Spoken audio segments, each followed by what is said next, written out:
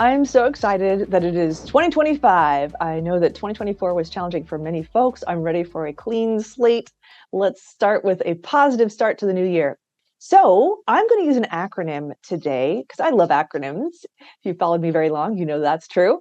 We're going to talk about how to ace 2025 with the acronym ACE. Ready for it? All right, let's dive right in. So, A is for automate. What is your most important financial goal in 2025? Can you use the power of robots to automate? AI is a very big thing right now. Let's use it to help us. But you know what? What I'm talking about doesn't even have to be new AI. This is an old thing, guys.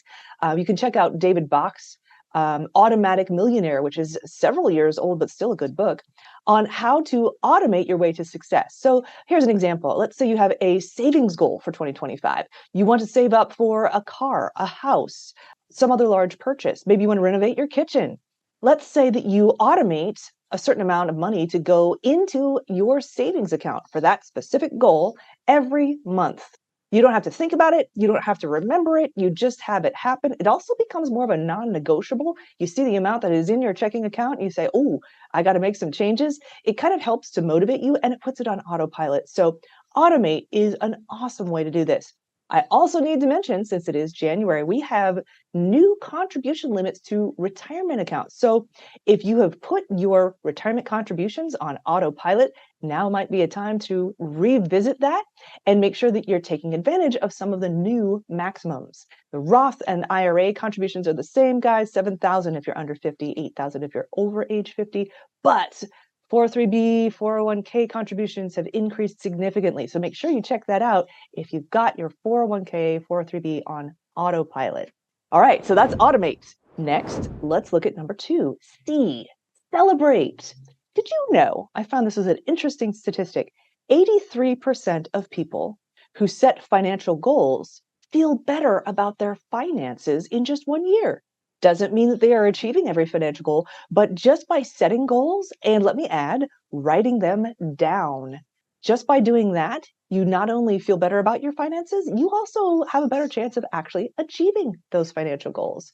I saw a short recently by Matthew McConaughey, local boy in Texas, and he was saying how he had written down many of his goals many years ago and found that piece of paper many years later and was rather amazed that he had achieved all the things he had written down. He'd even forgotten about the piece of paper, but the power of writing down your goals, guys, this is a perfect time to do that.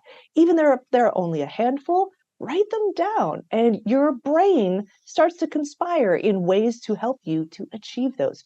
A key to this brain hack is to make them concrete. That could be by visualization, by thinking and engaging all of your senses. What is this goal going to feel like, look like, taste like, sound like?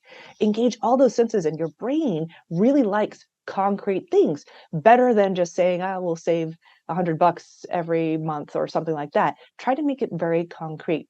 We're also at a time of year where vision boards are very popular. So use the power of that.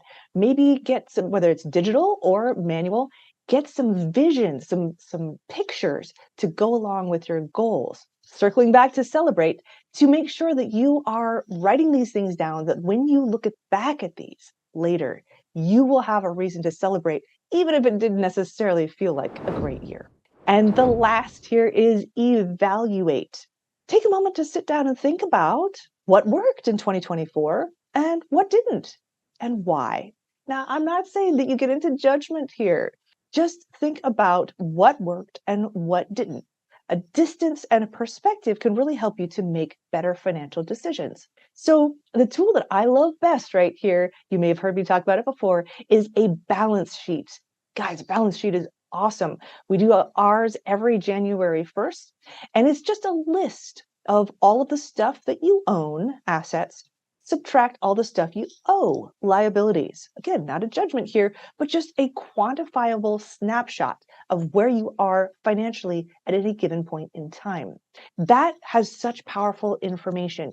You can see right away where there might be some places that you can improve. You can also see some wins that you have. Make sure that you celebrate those, right? Back to our C that we just talked about.